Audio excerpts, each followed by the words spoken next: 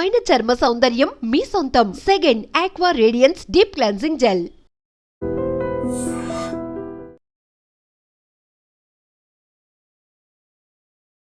Pahalgam incident జరిగిన తర్వాత తన మన అని భేదమేమీ లేకుండా అందరి మీద పూర్తి నిఘా పెంచేసింది కేంద్ర హోంశాఖ అనుకోండి, లేకపోతే నిఘా వర్గాలు అనుకోవచ్చు.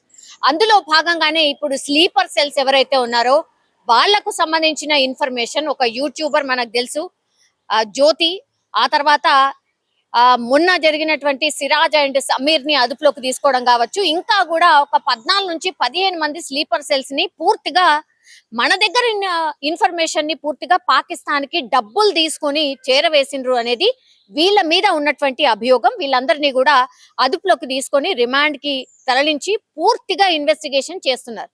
సో రోజుకో సంచలనమైన విషయాలు బయటకు వస్తున్నటువంటి క్రమంలోనే ఏకంగా ఇప్పుడు సిఆర్పిఎఫ్ జవానే పాక్ కి పూర్తిగా డబ్బులు తీసుకొని అమ్ముడు పోయి మన రక్షణ వ్యవస్థకు సంబంధించిన పూర్తి ఇన్ఫర్మేషన్ ని పాకిస్తాన్ కి చేరవేసిండు. అది ఎప్పటి నుంచి అంటే 2023 దగ్గర నుంచి కూడా ఈ సిఆర్పిఎఫ్ జవాన్ పూర్తిగా పాకిస్తాన్ కి మన రక్షణ శాఖ మన సైనిక సంబంధాలకు సంబంధించిన ఇన్ఫర్మేషన్ ని పాకిస్తాన్ కి చేరవేస్తున్నాడు అనేసి పూర్తిగా ఒక ఇన్ఫర్మేషన్ అయితే అందినటువంటి పరిస్థితి అయితే కనిపిస్తోంది. ఇప్పుడు సిఆర్పిఎఫ్ జవాన్ ఆయన ఎప్పటి నుంచో విధులు నిర్వహిస్తున్నాడు. అట్లాగే ఈ దాడి జరగకంటే ముందు పెహల్గాం లో కూడా ఆయన విధులు నిర్వహించినట్టుగా ఇప్పుడు సంచలన విషయాలు అయితే బయటకు వచ్చినటువంటి పరిస్థితి.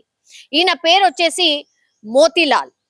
ఈయన మన సైన్యంలో ఉంటూ పాకిస్తాన్ సైన్యానికి ఆర్ పాకిస్తాన్ వాళ్ళకి మన ఇన్ఫర్మేషన్ ని చేరవేసిండు అంటే ఇక దీన్ని ఎట్లా అర్థం చేసుకోవాలి అంటే మన ప్రాణాల్ని ఆర్ మన దేశ పరువుని తాకట్టు పెట్టి దేశభక్తి అంటూ ఏమీ లేదు కానీ నాకు పైసలే ముఖ్యం అనుకున్నాడు. కాబట్టి పూర్తిగా మన ఇన్ఫర్మేషన్ ని ఏది కావాలంటే అది, నీకే ఇన్ఫర్మేషన్ కావాలి, ఇప్పుడు పెహల్గాం లో దాడి జరగబోతోంది, పెహల్గాం లో దాడి చేస్తాం కాబట్టి నువ్వు అక్కడ విధులు నిర్వహించు, అక్కడ ఏమేం జరుగుతుందో మాకు చెప్పు, ఆ ఇన్ఫర్మేషన్ అంతా తీసుకొని మేము బాంబ్ దాడి చేయబోతున్నామని వాళ్ళు డిసైడ్ చేసుకుంటారు. ఈయన ఇన్ఫర్మేషన్ పాస్ చేసిండు. ఇప్పుడు ఇన్వెస్టిగేషన్ లో ఆయన చెప్తున్నటువంటి విషయాలు ఇవి. సిఆర్పిఎఫ్ జవాన్ అంటేనే మనను కాపాడేవాడు అని అర్థం. అంటే కాపాడే ముసుగులో ఉంటూ ఇప్పుడు మన ఇన్ఫర్మేషన్ ని మన పొరుగు దేశం శత్రు దేశంకి ఇన్ఫర్మేషన్ ఇచ్చిండు, డబ్బులకి అమ్ముడు పోయి అంటే దీన్ని ఇక ఏం అర్థం చేసుకోవాలి, ఎవరిని నమ్మాలి అనేది కూడా ఇప్పుడు మన దేశవాసులకు వస్తున్నటువంటి అతి పెద్ద ప్రశ్న. సో ఇంకా ఇంతమంది ఉన్నారు. ఇప్పుడు సిఆర్పిఎఫ్ జవాన్ మోతీలాల్ బయటకు వచ్చిండు. ఇట్లాంటి వాళ్ళు ఇంకెంత మంది ఉన్నారు అనేది కూడా పూర్తిగా ఇప్పుడు వాళ్ళ సోషల్ మీడియాకి సంబంధించి కావచ్చు, వాళ్ళు ఏం పోస్టులు చేస్తున్నారు, ఎట్లాంటి ఇన్ఫర్మేషన్ పాస్ చేస్తున్నారు, ఇదంతా కనుక్కుంటున్నటువంటి పరిస్థితి.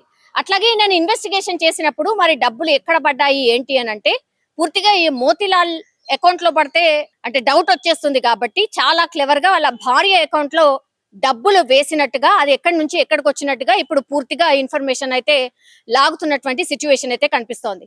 అంటే పెహల్గాం దాడి కంటే ముందు ఎంతమంది సహకరించారు పాకిస్తాన్ కి అనేది ఒక్కొక్కరికి బయటకు వస్తున్న పరిస్థితి స్పష్టంగా మనకు అర్థమవుతోంది. ఇప్పుడు యూట్యూబర్ జ్యోతి, ఆమె కూడా పెహల్గాం దగ్గరికి వెళ్ళి ఆమె కూడా చూసొచ్చి వీడియోస్ తీసుకొని ఒక రకంగా ఆమె వీడియోస్ చూస్తే స్పష్టంగా అర్థమవుతుంది. అంటే పెహల్గాం లో ఏముంటది, ఏంటిది, ఎట్లా దాడి చేయొచ్చు, ఎవరిని టార్గెట్ చేయొచ్చు అంతా కూడా ఆమెకు ఇన్ఫర్మేషన్ పాస్ చేసింది. ఇప్పుడు సిఆర్పిఎఫ్ జవాన్ ద్వారా కూడా అక్కడ జవాన్లు ఎంతమంది ఉంటారు, ఎక్కడెక్కడ పహారా ఉంటది, ఎక్కడెక్కడ మనం తిరగొచ్చు, ఎక్కడెక్కడ దాడి చేయొచ్చు, ఈయన కూడా పూర్తిగా ఇంకో రకంగా ఇన్ఫర్మేషన్ ఇచ్చినట్టు లెక్క. సో వీళ్ళందరినీ ఏం చేయాలి మరి? సరే రిమాండ్ కి తరలించిండ్రు, ఇన్వెస్టిగేషన్ చేస్తున్నారు, ఇంకా ఎంతమంది ఉన్నారు కనుక్కోవాల్సిన అవసరం ఒకటి. ఆ తర్వాత ఇంకా ఏ ఇన్ఫర్మేషన్ ని పాస్ చేసిండ్రు పూర్తిగా ఇప్పుడు రిమాండ్ కి తీసుకున్న తర్వాత ఆయన దగ్గర నుంచి అయితే ఇన్ఫర్మేషన్ లాగుతున్నారు. వీళ్ళే కాదు, ఇప్పుడు సిఆర్పిఎఫ్ జవాన్ ఒకతన, తర్వాత యూట్యూబర్ ఇంకొక ఆమెన, ఆ తర్వాత ఇప్పుడు స్లీపర్ సెల్స్ కింద ఒక 15 నుంచి 16 మందిని వాళ్ళని అదుపులోకి తీసుకున్నారు. పాక్ కి సంబంధించి ఇన్ఫర్మేషన్ పూర్తిగా పాస్ ఆన్ చేసిండ్రు అని. ఆ తర్వాత మొన్న సిరాజ్ అట్లాగే సమీర్ ని వాళ్ళ అదుపులోకి తీసుకున్నారు. ఇప్పుడు వీళ్ళ సో దగ్గర ఇప్పుడు మన లెక్క ప్రకారమే ఒక 20 మందిని పూర్తిగా పాకిస్తాన్ కి సహకరిస్తున్నట్టుగా భావిస్తున్నారు. వాళ్ళ దగ్గర నుంచి పూర్తి ఇన్ఫర్మేషన్ తీసుకుంటున్నారు.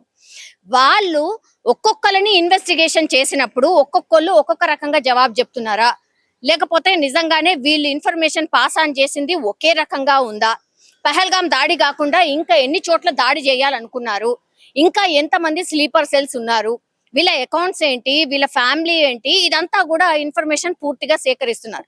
సో రోజుకి ఇన్వెస్టిగేషన్ చేస్తున్న కొద్దిగా ఒక్కొక్క ఇన్ఫర్మేషన్ బయటకు వస్తున్నటువంటి క్రమంలో ఇప్పుడు ఇంకా ఎవరి పేరు బయట పెడతారో, ఇంకా ఎవరు సహకరించారో అనేది కూడా పెద్ద ఎత్తున సీరియస్లీ ఒక ఇన్వెస్టిగేషన్ అయితే నడుస్తోంది. ఎందుకంటే సిఆర్పిఎఫ్ జవానే ఆ పాకిస్తాన్ తో చేయగలిపాడు అని అంటే మరి ఈ బార్డర్ లో ఉన్నటువంటి జవాన్లు పైననే కాదు, ఈ రక్షణ వ్యవస్థలో ఉన్నటువంటి వాళ్ళు కావచ్చు, లేకపోతే త్రివిధ దళాలకు సంబంధించిన ఆఫీసర్స్ లో పనిచేసిన వాళ్ళ మీద కావచ్చు, అందరి మీద ఇప్పుడు నిఘా ఉంది. ఇంకా ఎంతమంది పేర్లు బయటికి రాబోతున్నాయి అనేది కూడా పెద్ద ఎత్తున చర్చ అయితే నడుస్తోంది. చూడాలి మరి ఈ ఇన్వెస్టిగేషన్ లో ఇంకెన్ని సంచలన నిజాలు వీళ్ళు చెప్పబోతున్నారు ఏంటి, ఆ తర్వాత వీళ్ళు ఇంకా ఏ రకంగా కుట్ర పన్నారు, వాటన్నిటిని మనం భగ్నం చేసేసామా, లేకపోతే ఇంకా ఏమైనా థ్రెట్ ఉందా? ఎందుకంటే ఈ రోజు అమృత్సర్ లో తాజాగా ఒక బాంబు పేలుడు జరిగింది కాబట్టి ఇంకా ఈ డౌట్స్ అయితే ఇంకా పెద్ద ఎత్తున రైజ్ అవుతున్నాయి. మరి చూడాలి ఇన్వెస్టిగేషన్ లో ఇంకేం సంచలన నిజాలు చెప్తారు అనేది ఇంకా చూడాల్సిన అవసరం అయితే కనిపిస్తోంది. నిజంగా ప్రస్తుతం ఉన్నటువంటి సమాజం దేనికి ప్రయారిటీ ఇస్తుంది? ఆర్థిక సంబంధాల చుట్టూ మాత్రమే తిరుగుతోంది. మళ్ళీ ఎన్నికలంగానే చాలా విరక్తి కలుగుతున్నాం. మంచి అనిపిస్తుంది కదా, లేడీస్ కూడా ఛాలెంజింగ్ జాబ్స్ చేసినప్పుడు చాలా బాగుంటది. ట్రాఫిక్ అసిస్టెంట్స్ గా నియమించిన ట్రాన్స్జెండర్స్ అందరితో సాల్యూట్ చేయించుకుంటున్నారు. ఫుడ్ డెలివరీ ఇవ్వటానికి వెళ్ళినటువంటి డెలివరీ బాయ్ అనిల్ పై కళ్ళ ముందు